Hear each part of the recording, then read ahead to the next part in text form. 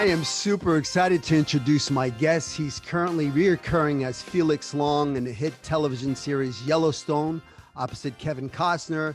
His acting career has covered 7 decades, starting with the hit TV Western The High Chaparral in 1969. He starred as Win, the half-breed Indian boy. 52 years later, his career is going strong. You may know Rudy from his reoccurring roles on television in Resurrection Boulevard, Hunter. He's guest starred on a ton of television. You know, he's been in TV movies, The Blue Knight, Helter Skelter, Everybody Loves Baby, The Rescue of Jessica McClure, Dr. Quinn, Medicine Woman, just to name a few. He's had many, many guest appearances on TV in George Lopez, NYPD Blue, Jag, Murder, She Wrote, you name it, he's done it. In film, some of his big films, Beverly Hills Cop 2 with Eddie Murphy, The Enforcer with Clint Eastwood. He's had starring roles in Colors, directed by Dennis Hopper, starring Sean Penn, The Driver with Ryan O'Neal, Kevin Bacon in Quicksilver, Defiance with Art Carney. I mean, he's been there, he's done it. He's been in a ton of plays. I mean, I couldn't even start his theater resume. It's just ridiculous. He's been at the Mark Taper Forum, the John Anson Ford Theater, the Met, the Matrix, the Los Angeles Theater Center, Nosotros, South Coast Rep, New Mexico Rep. You know, I mean, listen, the guy, he's been inducted into the Oklahoma Movie Hall of Fame. I can't tell you how excited I am to have you on the show. Welcome to Hollywood Dreammaker, Rudy Ramos. Thank you, Billy. Thank you. Thank you. What's happening, brother? Ain't nothing going on but the rent. It's paid, so we're good. That's good. That's a good thing. Got a kitty cat back there photobombing. There you go. So first off, I gotta start by telling you a little story. Okay. I was about, let's see, what year did Defiance come out? 81. Yeah, 81. 81. That's right. So, yeah, Defiance. So yes. Let me see. 60. I was born in 66. Let's do the math. I was, I don't know, 15 maybe. Yeah. 15 years old, and I used to sneak into the movie theater. That was my escape. I'd pay for one movie, but then I'd go from theater to theater and watch every movie. And I remember I was 15 years old, and I was in the height of my, juvenile delinquent years. I was kind of, what am I going to do with my life? But I knew I had this acting bug inside of me, and I was running around the streets, and I was kind of lost. And I remember sneaking into this movie theater, and Defiance was playing on the big screen. And I remember a 15-year-old kid, I sat in that theater and I watched this movie. And it was, if you haven't seen the movie, you got to go back, rent Defiance it's got Jan Michael Vincent. It's got Danny Aiello. It's Art got, Carney.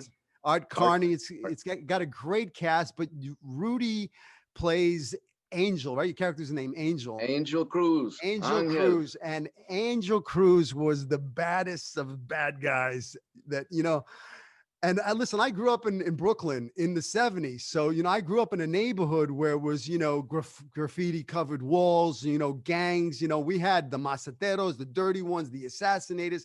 We had those real gangs in my neighborhood. They used to do shootouts and stabbings on my block, So I knew that character of Angel Cruz. I knew who he was. I mean, the dirty ones used to walk down my block with their golf clubs and their chains and their colors and their hats and the thing.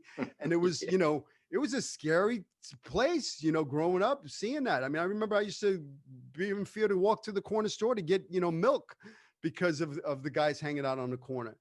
And then here I am in this movie theater and I'm watching this movie, and here you come up on the screen and you're that guy. You're that badass leader of this gang. And there was a scene in the movie where, I don't know, they're having a bingo game or something. And it's in a church and there's a priest, and the priest has got a crucifix and he's saying something to you, and you rip the crucifix off his neck and you say, now God is on my side. That's and right. I remember sitting there in the theater thinking, wow. I mean, I was just like, this character that you played, I was just like, who is this guy? Surely I was like blown away by your performance in that movie, Well, You know, when we first met, that's the first thing that you brought up. I would like to tell your audience how you and I met. You climbed over the fence at Warner Brothers studio. I've heard that on one of your podcasts before, and that's really a true story. I was filming Quicksilver with Kevin Bacon and Larry Fishburne, and Billy climbed over the fence, and there was some ruckus going down we were on one of the streets on Warner Brothers.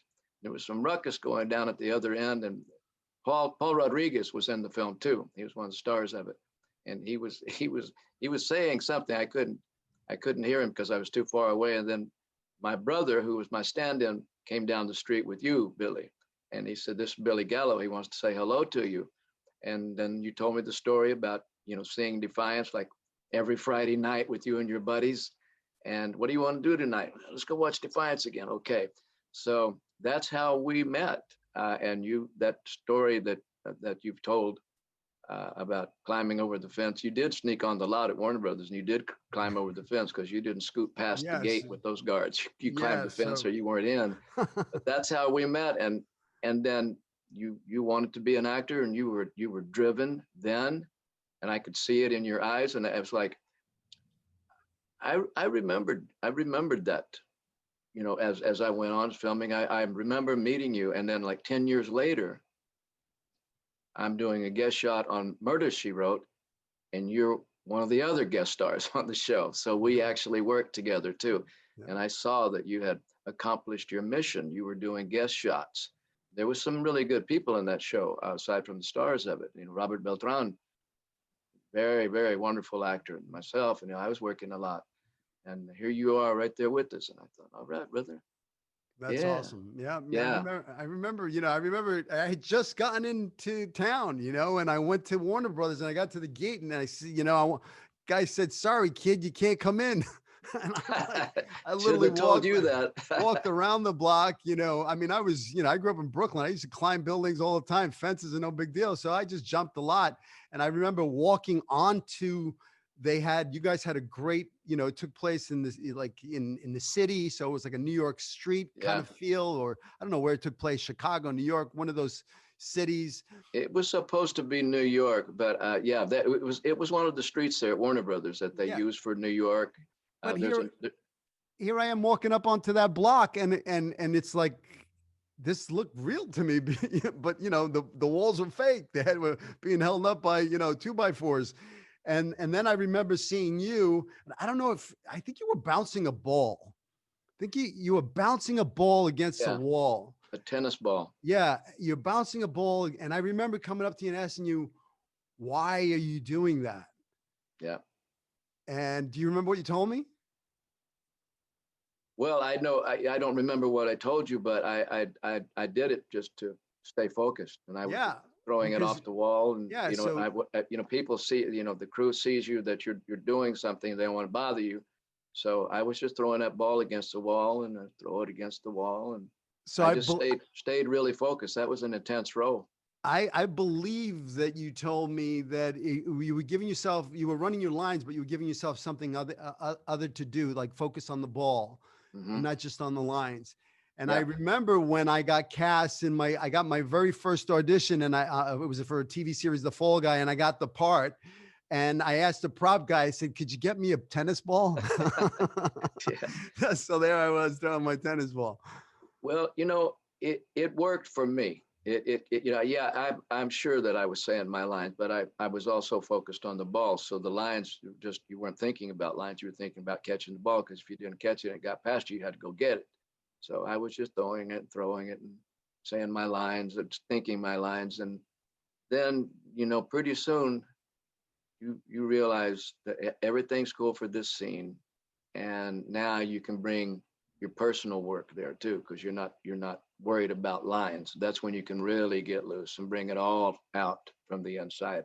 So that was just a little something that nobody told me to do it. I had never seen anybody do it before. I just had a tennis ball with me. I don't even know where I got it.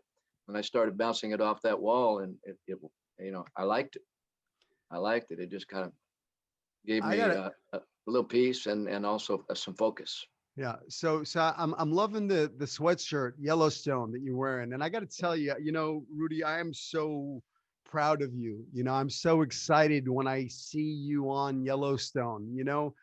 I mean, you've really had such an amazing career, this journey. It's like Hollywood is a roller coaster ride. It's got its ups Oh and yeah, downs, and yeah, yeah, there's times in your career where, it's feast or famine. Sometimes you're doing three roles, you have three auditions in a day, and sometimes you don't get one for 6 months. yeah, You know, and I've watched your journey, in this business, and to see you now at your age right now, working yeah. on a show opposite Kevin Costner on a hit TV series.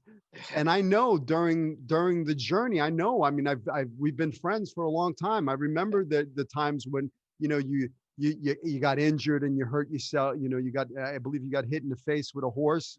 Yeah, of course, kicked me in the face, and I had 5 surgeries to rebuild this orbital, so I couldn't work for 5 years. Yeah. So I And mean, you were out of the game.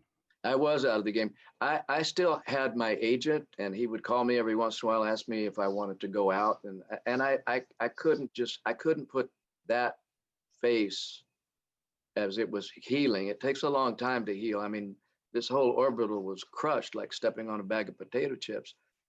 Actually, most people die from that, or they stay kind of in a coma, or and brain not brain dead, but in a coma for 20 years, and then they suddenly die.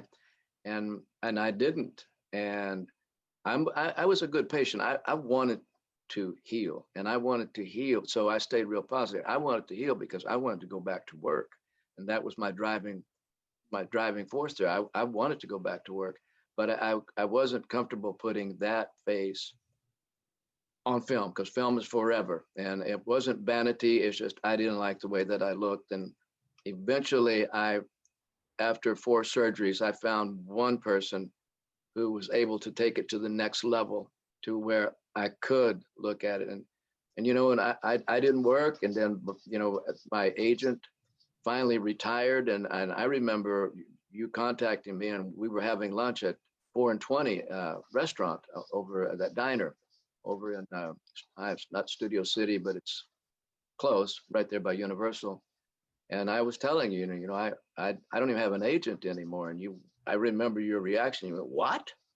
And I said, "Well, I don't have an agent. I don't know how to look for an agent. My agent had retired, and I never, thank God, I never had to look for an agent. So I didn't really know how to present myself or do anything. The computer was happening, and you put a submission together and do it. And I didn't know how to do any of that. And you just said, you have to have an agent. I remember what you said. You have to have an agent. That's not right. You're Rudy Ramos. And you picked up your phone and you called somebody and you started, you need to see this guy. He's Rudy Ramos, blah, blah, blah, blah. So I went to see him, and I signed with that guy.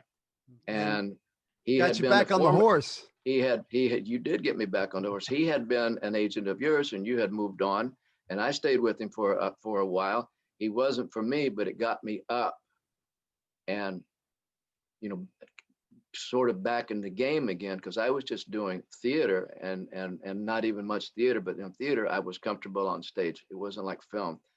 um, and it got me to motivated to find my next agent, and that was just because my niece told me about someone. And I said, well, I think, maybe I'm too old. I'm just going to still do plays from now on. No more film. And she said, Uncle Rudy, blah, blah, blah. And she made a submission for me and sent it in with, my reel, which was, some really good work. Um, and I signed with this agent. She called me right back and said, I'd love to represent you. So that's because of you, Billy. That got me up and motivated again. And now I'm lucky to do stage, and, back on the world stage again in Yellowstone. So, That's uh, awesome. I owe you a big thank you, and I have thanked you before, but You're I'll thank welcome. you again now just on your show, because I was okay not working. I hadn't done a film in about 5 years, and I hadn't had an agent either. And I wasn't looking, and I didn't know how, so I was fine. But I'm an actor, Billy. That's what I do. I never wanted to, I never thought I would work. I got into it in a real crazy way, which I won't go into because it's too long a story, but that wasn't why I was in California. I came from Oklahoma, and I just wanted to leave Oklahoma because I was a young boy and I saw there was nothing there for me. And I got out here and accidentally got involved in acting, had some wonderful training right off the bat. And within 2 years, I was in a TV series because it was the right place at the right time. And I was ready. I was ready enough for that part. And I remember my first acting workshop watching, it was a scene study class, and I was watching some really wonderful actors work, and it was professional class, and nobody there was off the street like me. I just happened to be sent to this man, Sherman Marks. He was my mentor for the first 8 years of my acting career. He was from the Actors Studio in New York. He ran the directors unit there when they first started up with Lee Strasberg, and he wouldn't let me work. He just made me sit and watch these people. But I kept saying to myself, I can do this. I like it. I understand it. I can do it. And I never had a dream about anything, but I've always had a lot of passion. And I've always followed my passion. And this became my passion. I wanted to get up there and do what they were doing. And finally, he let me work, and he put me with the most experienced actress in the workshop, a lady by the name of Barbara Drew. And she was a film actress, but she was a wonderful stage actress too. And I did my first scene in class, and he wouldn't let you work any longer than 5 or 7 minutes. He really wanted you to break it down beat by beat. And that's what you do. Whether you're on stage or on film, you break it down, you go beat by beat, work from the inside out, and then it's one scene at a time, and that's what a movie is. That's what a script is. It's one scene at a time. So he taught me that in the beginning, and then he passed away. Like I was with him for about 8 years, and he had a heart attack and died one day. And I really never studied with anybody else after that, but I knew who to plug into. Jimmy Victor, the wonderful actor, the guy James Victor, he was the priest in Defiance that I pulled that cross off of. He was a big influence on me as a young actor, and he directed me in a couple of stage plays. And just meeting people like that, they always had little nuggets for me to just like take me to the next level. So that passion just continued to drive me. So when I wasn't working in film, I still had a passion to act. And I got to doing a one-man show about Geronimo, which I've done for 6 years. Yeah. August 29 of 2020. You're amazing. I saw you on did see stage. You were awesome. Yeah. So again, that passion is just what drove me. And that was a seldom told story. What my story about Geronimo, it's a seldom told story. Most people don't know his side of the story. So that, again, it's another conversation, but it led to Yellowstone because I was doing Geronimo all around the country, wasn't working in film. So when I got the audition for Yellowstone, I was really sharp. I had been working. I wasn't sitting around wishing I could do another film. I was working on stage. I was just doing what I do, acting, and working on it every day. So when I went in to read, I was ready, and I went in and I did my reading, not somebody else's reading. I did my reading. And I thought that probably there was 2 guys that I knew, both Academy Award nominees, probably get the role. Didn't bother me at all. I just went in, I did my role, and I got it. I mean, I did my reading. I got a call back, did it again, and here we are. 4 years later, I'm still working on Yellowstone. And that's amazing. You don't expect something like this. I mean, that's the #1 show cable show in the world. And I have a recurring part in it, a co-star. Yeah. But here's the key to the success is, and I'm listening. And if you're a listener out there and you're listening, what did he do when he got here? Well, he worked on his craft. He worked on his craft. He studied his craft with a really good teacher from the Actors Studio. And, that preparation wound up getting an opportunity on the High Chaparral, and you were ready when you went in there and you got that part. Yeah, Same thing. I was ready when I went to the High Chaparral. I didn't really have any film experience, but I was ready to work because I had been with that scene study class, and I that character was really pretty much like me. So I just had to kind of connect with myself, which I was trained to do, and bring it from the inside out. So, and then I would get little tips on the set from because I went into, I mean, it was really a veteran cast, and they embraced me. Like right off the bat, there was no jealousy. They helped me along. You know, Billy, you know me. I move my head a lot. That's from being in the streets of Oklahoma. And I remember Cameron Mitchell telling me, pulled me over to the side. He didn't say it in front of people, but he said, you know, you need to hold your head still. You know, you move your head too much.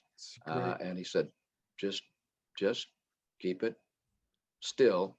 And I still remember that, and I still do it.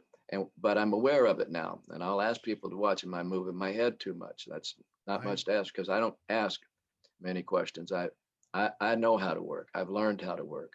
So little technical things like that you picked up from other actors, or a class like yours. I never had a class like yours until I had already done a series and some guest shots. I never had any film acting training. So what you're offering right now, you can't put a dollar value on it at all.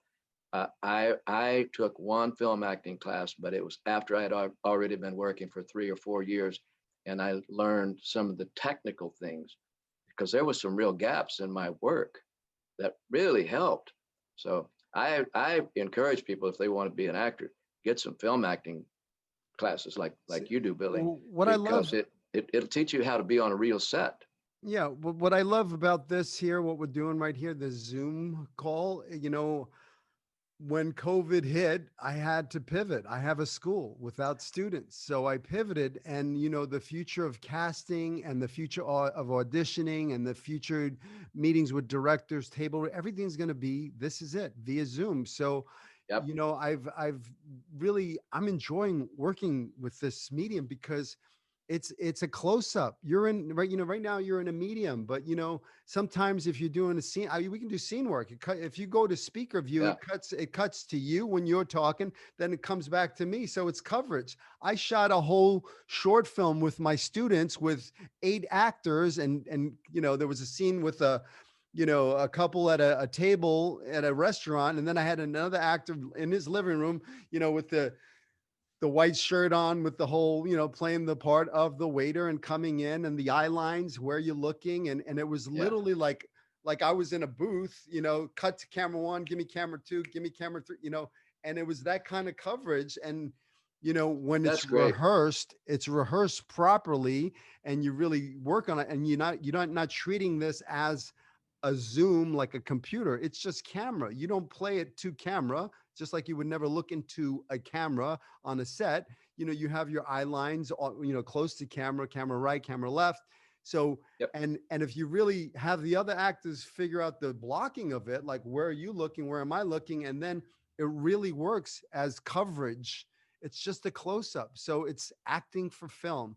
And I can really tell by looking at somebody when I'm watching them on this. You know, if you're here in my theater on stage, you know, but now you're in a close up. I can see this camera don't lie. I could see if you're lying, you know? So Yeah. it's a beautiful tool, and it's a great tool to be able to go back and look at it and go, oh, look what I'm doing. This is my frame. I'm moving around my frame too much. I'm moving, you know, my eye lines off.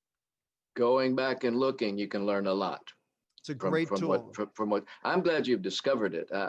And you know, I'm sorry about COVID. You know, as we speak tonight, my brother is in a hospital with COVID, and he's not in great shape anyway. Thank you, Billy.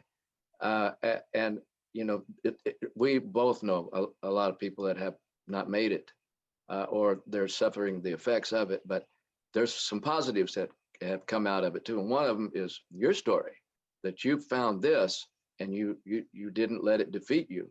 You found this, and now I think it's probably a new journey for you, because you are a good teacher. You do have a lot of knowledge, but what we're doing right now is what you just said. This is how I audition now. This is how you audition now. Mm-hmm. I mean, I've got this. I don't know, what do you call that?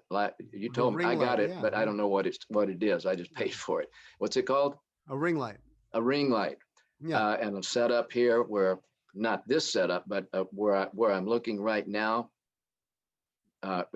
curtain it off, and it's all becomes sudden becomes a little studio like you do when you have to go pay for to do an audition scene. Great. So And you're doing them right here because you're not going to be going to offices anymore. And you're using this also as a business tool. I think that's great. So I really do. here's my Happy note for you. to you, for you, Rudy, as an actor, okay? And Yes. you know, this is my feeling about self-tape submissions, okay? And it's just my opinion, okay? This is all new. Casting, it's new to casting, it's new to, actors and everything, but I'm not a big fan of the wrinkled curtain, the sheet on the wall. I'm not a Mhm. big fan of the actor, holding sides, auditioning in front of a curtain. I'm not. I don't believe in that. I believe, you know, prepare your material, know this better than everybody else, outwork, out prep, out choice, out everything. And then I want you to think about the given circumstance. What does this take place? Well, it takes place in I'm playing a detective and I'm interrogating, the criminal. Okay, well, do I really want to be with a curtain behind me? Is that real? No, let me find a gray wall, something that looks real, like an interrogation. What's my wardrobe? What am I wearing? Am I wearing the detective's jacket? So all of the elements, you're giving it, you're serving it up to them, going, look, here it is. You're Yeah. leaving nothing to the imagination. Now, not saying you don't want to have a bunch of distractions, but you want to fill the frame with whatever the given circumstances of the scene is. You, the actor, have to become the producer, the wardrobe lady, the makeup person, the set design, everything, editor, lighting, all Yeah. of those elements, when you put them together and give me the performance, and now it's all about the performance, but if you give me bare your soul, if you take your truth and you substitute and you personalize and you give it to this character and you expose it there, and then me, the casting director, I'm watching tape, wrinkled curtain guy, acting, acting, acting, boom, there's somebody being truthful, and you're showing me who the character is. That's how you change my mind. That's how I go, oh my gosh, that's him. That's the character. Yeah. And that's your job.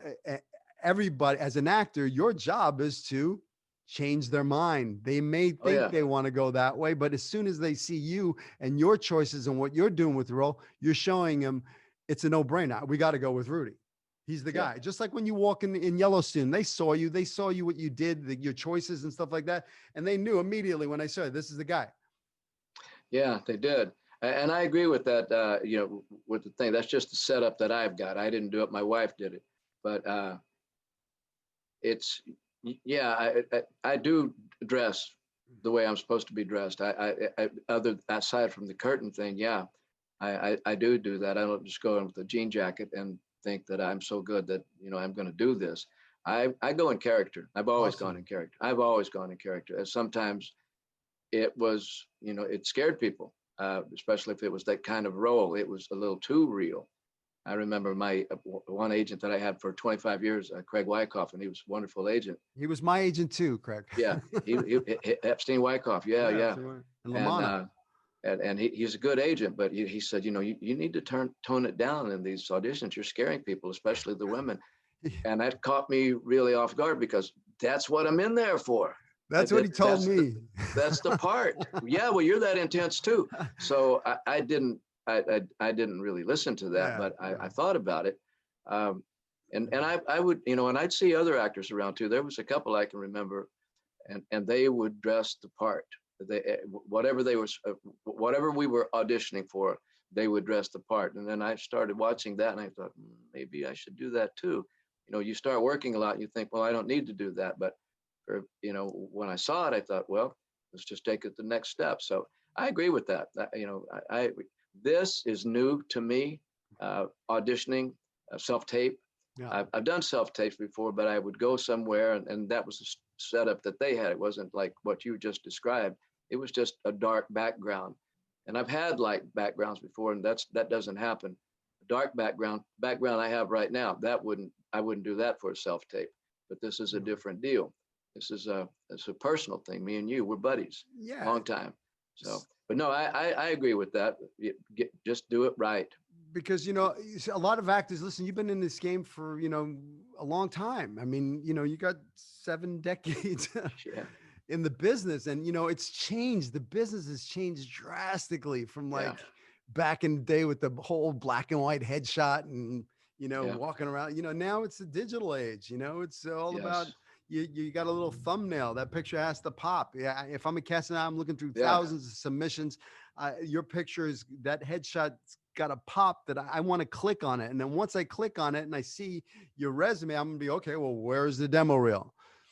So you better find, okay, well, what's your castability? What's your star power? And have that so that they see it immediately and it's right there. And once they see that, then it's like, okay, let's bring him in. Let's get a self tape. But yeah. what I'm finding is a lot of actors over the, they're not, a lot of older actors are not comfortable using the technology now. And you have to, I understand that, Billy. My wife happens to be really good with a computer. If this was up to me, I probably wouldn't have bothered to learn it, and that would be defeating myself. But it is helpful. You do need to learn it. So I did as much as I could, but I got some help here. Uh, you seem to like do all of your own stuff, but you're younger than me. I was a late bloomer to the technical world, and I'm a little behind, but I don't have to do the things that I once did. So what I do know is what I should know, and that's helpful. And people, this light, that, what'd you call it? the ring The light. the ring light. That was a gift from the actor Barry Corbin. Yeah, sure. Yeah, I yeah. know his son, Barry's a good friend. Chris Barry's a Corbin. very good friend of mine. His wife uh, saw I think one of my self tapes, and she suggested this light, this ring light. So I didn't know what it was, so she just bought it, sold it, and sent it to me. Oh, that's So, awesome. and Yeah. and then my wife put it together, and now we're using it. But and Zoom. I this is 2020 was my first experience with Zoom, and I see a lot of. I've watched. Uh, you said you did a film on it. I think that somebody who knows what they're doing, you could do that. But I've watched some readings uh, on Zoom, uh, and I was shocked that it was as powerful as it was. But these were really good actors, and they did use their script, but they didn't use their script. They knew the part, It's and wonderful. it was really like watching a movie. So So uh, note to actors, of all, but really, and I'm not talking to you, I'm talking to the listeners out there. Get comfortable with this technology. yeah, You guys are so blessed that you have a movie making machine in your pocket. You can film on your phone, you can edit on your yeah, phone, you can do voiceover work, you can do everything. You can write a script in it, you can speak into and create a project yourself. You don't need anybody. Back yeah, in the day when we were running around, Rudy, we had to have our hand out going, hey, can you give us a job? But now, there's so many places you can have your own TV series on YouTube, that yeah, you create yourself, your own YouTube channel, or you can have your own IG reels or Instagram, or there's your own Facebook page to show your talent. Back yep. in the day, we had to knock on doors Oh and yeah, hope that somebody would let us in to audition. And that's the only way we got a piece of material is, if we got Jan Natarno to record our guest star on Murder She Wrote, and Jan then go over to, Tarno. and then go have to pay that guy to edit it into a demo reel. But now Yeah, you can create your own stuff, whatever it is you see yourself cast yeah. in, you get to create it yourself. Yeah. Jan Natarno. That he was my Remember first Jan? editor too for my Jan's reel. video. He was everybody's. He was the only Yeah. game in town. He was the guy. He had the monopoly on that. Yeah, yeah, he did. Yeah, it's changed a lot, and I'm grateful for it. I enjoy it. I wished I knew more, but I'm learning a little bit at a time. I don't need to know as much as you know as far as No. this technology, but when I get around people like you and other people that I'm around, and I watch what they do, I'm a quick learner. So and I see what you can do with it, and I love it. I love the way Well, this is well, going. well. Here, Here's what I would love to do. Next time you have one of those self-tape auditions, call me up. I'll, I'll hook I'll hook you up. Okay, You know, sounds I'll good. guide you through that because that's what I do all day long. I mean, I build demo reels. I have people in different states and country, and I teach them. I have people that didn't even know how to turn on their phone now, but now they're creating these amazing pieces of material that really highlight their talent. But on with my self tapes, we do it with my phone. Right now, Yeah, I'm on my wife's computer, yeah, but no, absolutely. yeah, and phone, it's fine. It looks great. Sure. So And, I'm learning how to do that kind of yeah. stuff, and then So it's fun. That right there. yeah. Yeah, So, but most people don't know that, when they film themselves, they have this part, the phone facing them, but the better camera is this camera on the back.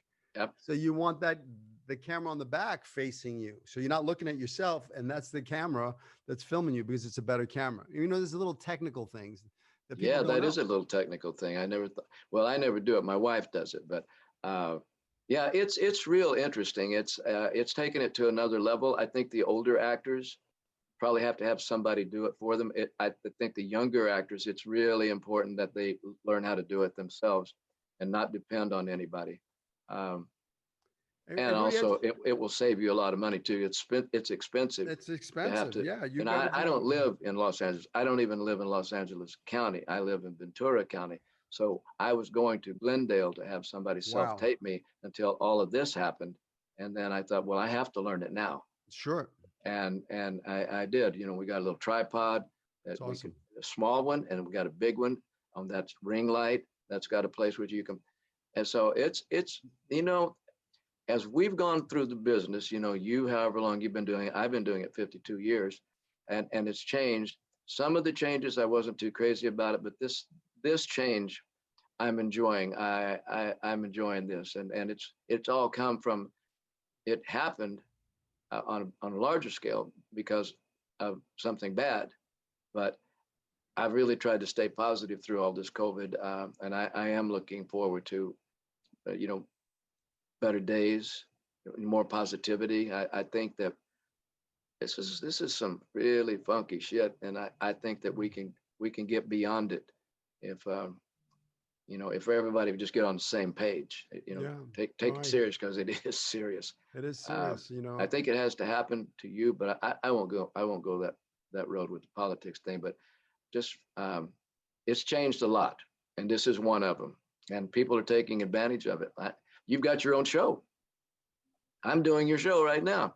Yeah, but that So came out of COVID. I mean, really, yeah, it came and out of that. I didn't have time to do it. I wanted to do it. I thought about it, but I kept putting it off, putting it off, putting it off. But during this time, I said, you know what? I got a little extra time on my hands. yeah, Why not do it? And I took action and I made it happen. And yeah, you I got to did. tell you, it's opened up a whole new world to me, Rudy, because I've been blessed. I've had a very successful studio here for the past 7 years in Manhattan Yeah, Beach, but I was tied to the brick and mortar here. This was it. If you didn't live in the South Bay or you drove from Hollywood to get here, which I had a lot of students that did that, but that was it.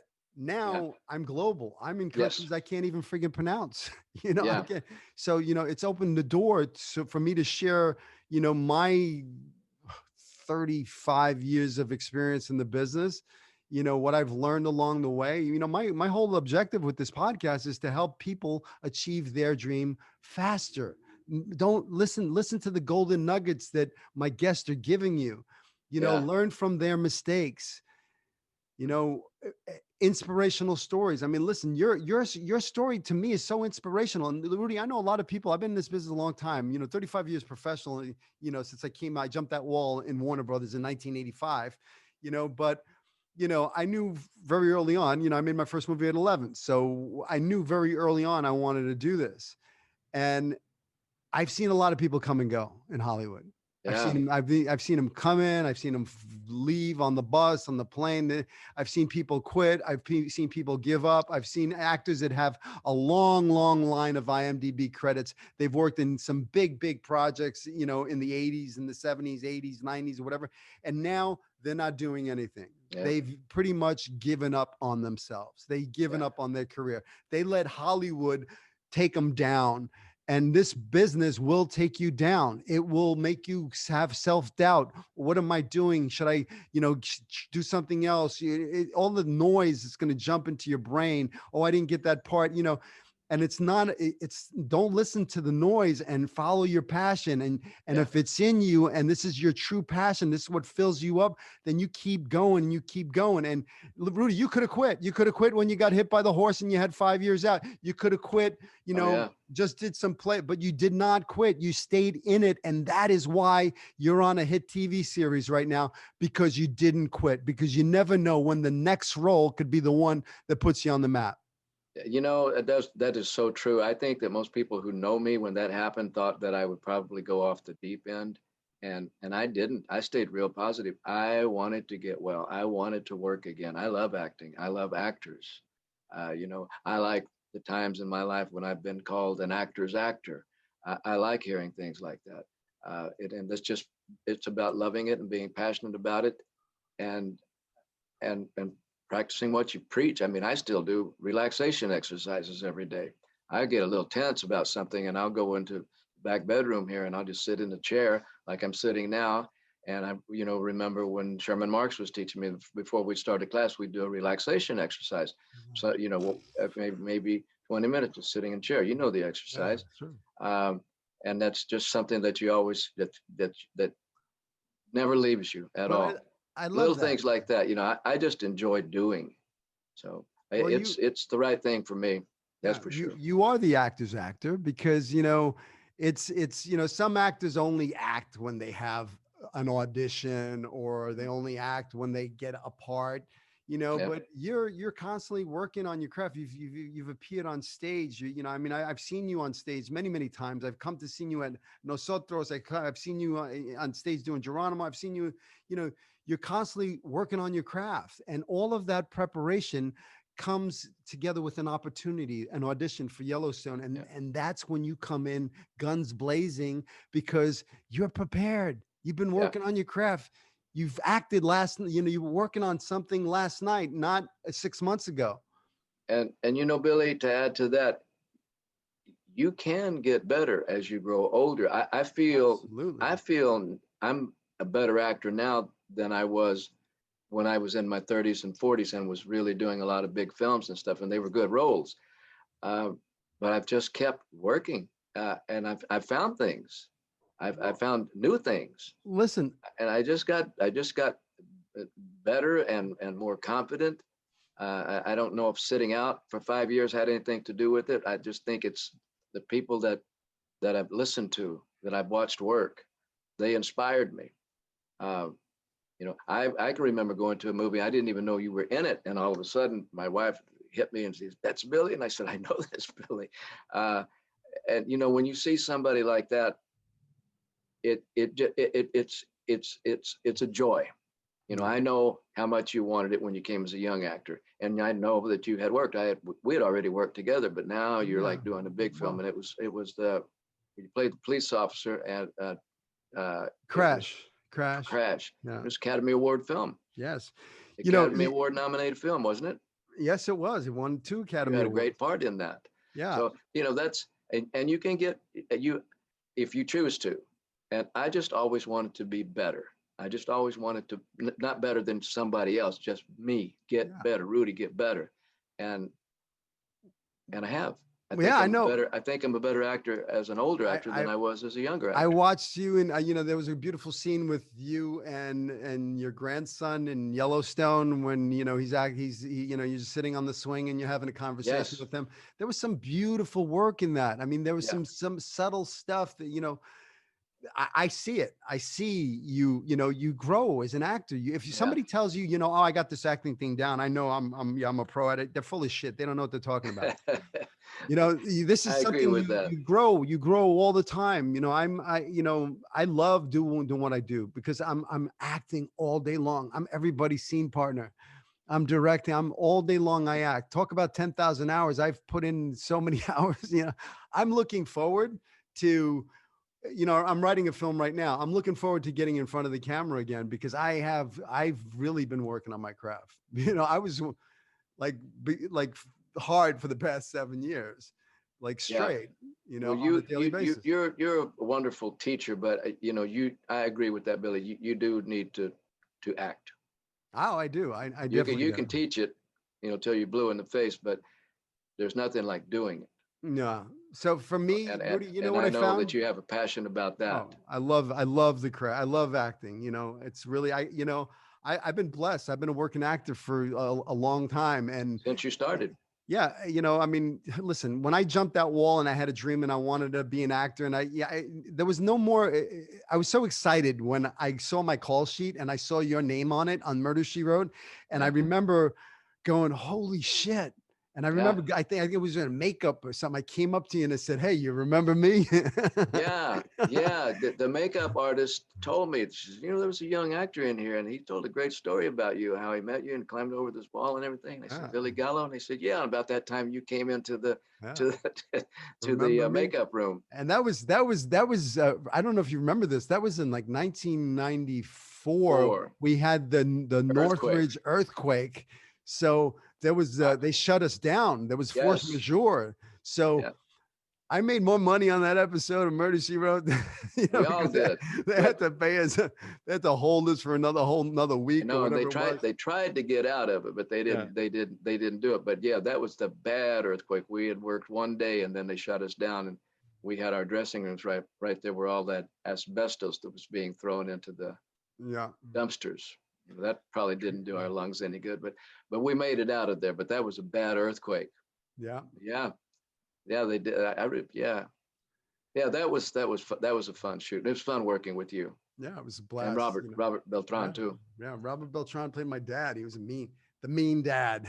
Yeah, yeah, I played yeah. I played I played a graffiti artist, You Chris know, Billy, Garcia. before I know you probably got to get going because you've been going all day, but before we talked about my Geronimo show. Um, I canceled at the Whitefire Theater three times in 2020 because I just Wow. wasn't comfortable. It was a solo festival, and every night, 7 nights a week for 2 months, there's a solo show. Brian Rasmussen gives actors a wonderful opportunity to go, show their stuff and have people, people come in, agents and whoever they want to see them come in and they have their night, and everybody works really, really hard on it. So he has allowed me to be there on three different occasions, and two of the occasions he offered me the opportunity to do six shows, every Saturday night for 6 weeks. And most people just get one show. He's been really kind to me, but he loves that story.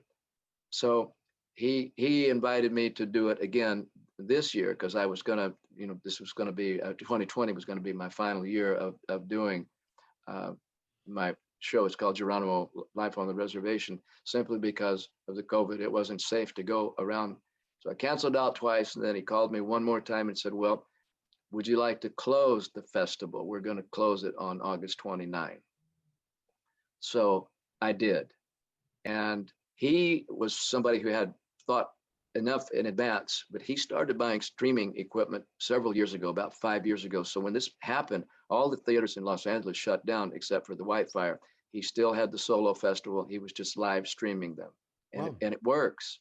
So we did that, and then after that, he did another solo show for Black artists, and now he's doing one more solo show, and it's kind of like the best of the best in the month of February. And he's asked me to come and do my Geronimo show, with that. So I people who might be interested in it, but that didn't know about it, that listen to your podcast, if you are interested in Geronimo and his side of the story as to what really happened, it's really a great show. It's a 1 hour show, and you can go to, if you don't mind me, Billy, you can go Absolutely. to whitefiretheater.com, and it be the month of February, and they'll have a calendar up as to, you know, when my show will be playing. I haven't decided which day. I'm gonna probably decide tomorrow, but um, I just wanted to make people aware of it.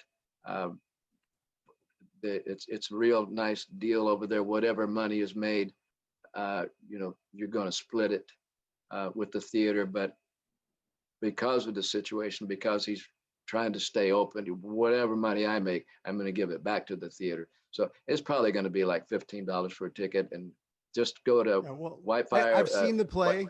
Whitefiretheater.com. Yeah, so I've seen the play. I highly recommend it. Rudy's amazing as Geronimo. I'll leave the website in the show notes, so you can click on there and you can thank you, Billy. Go right to Whitefire Theater. It's a great little theater. I've seen you on stage at the Whitefire.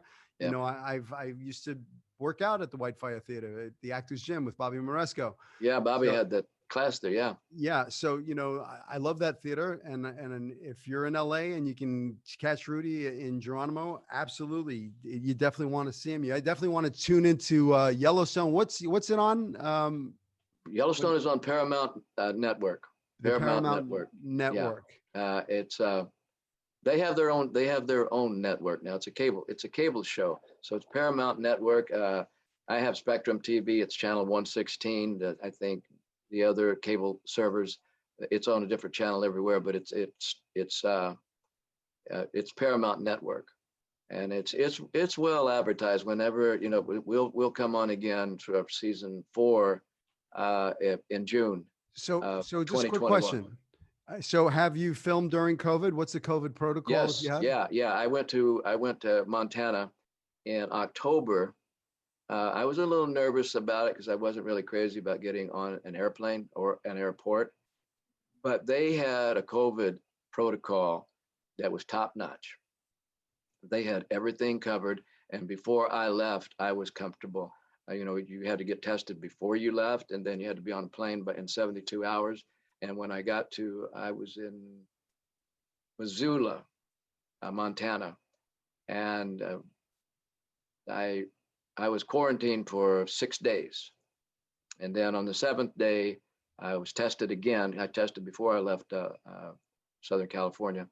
And then I got tested again. And then you were tested 3 times a week on set, Monday, Wednesday, and Friday. And everybody was on board with it. Same thing for everybody. Didn't matter, Kevin Costner, me, or, you know, and everybody that was on that set was tested. Everybody wore a mask. You still have to wear your mask before takes, and then you take. I got so used to wearing my mask that, you know, when we were getting ready to shoot, you know, the camera operator, we shoot everything with 3 cameras, would say, "Rudy, what? Take your mask off," because you just get used to wearing it. And you know, and I was focused on the work, and I forgot I had my mask on. They had to tell me like 3 different times, "Take your mask off." So hey, no, they had it was I felt really safe on set. I really did. I felt safe on set, because everybody was on the same page. Everybody wore a mask, and when we were filming inside, as soon as it cut, all the doors and windows were open. So they had a real top-notch program and protocol. And there was a lady there from she was from Viacom, who owns, you know, Paramount Network. Viacom and CBS own Paramount Network, and she was like making sure that everything was done properly. Just I remember talking to her. I said, "Oh, so you're the snitch?" And she would, "Well, that's not exactly what I would call myself." And I said, "I'm just kidding."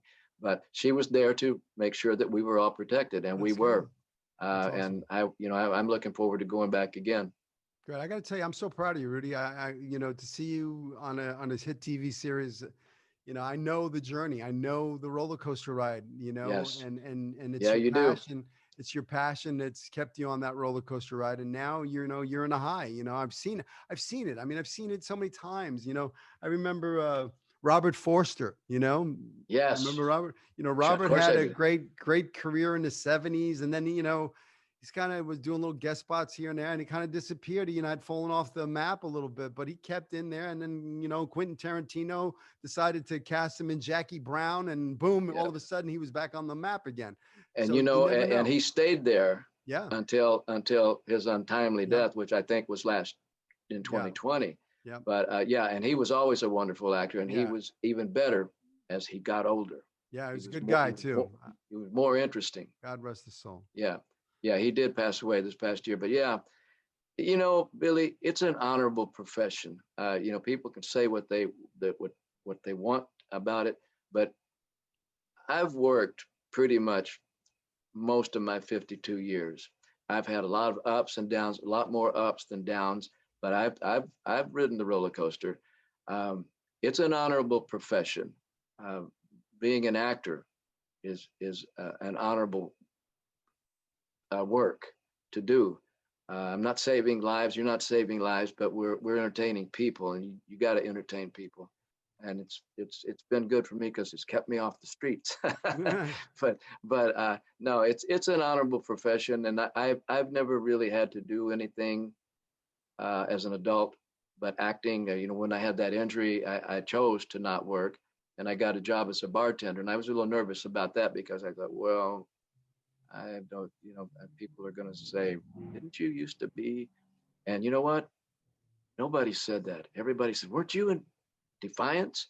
Weren't you in this, weren't that? And they recognize you and they wanted, want your autograph or something. And I'm bartending. They were supportive. And it just kind of, I thought, well, that's cool. So that was one fear. And I should have done this as a younger actor. When I wasn't working and spending all that money I was making, I could have been adding to it. So this isn't, acting is like life. It's all about learning and growing. Yeah, listen. And that's the way I've chosen to live my life. That's the way I've conducted my acting career. Just learn and grow, learn and grow. Nothing wrong with that.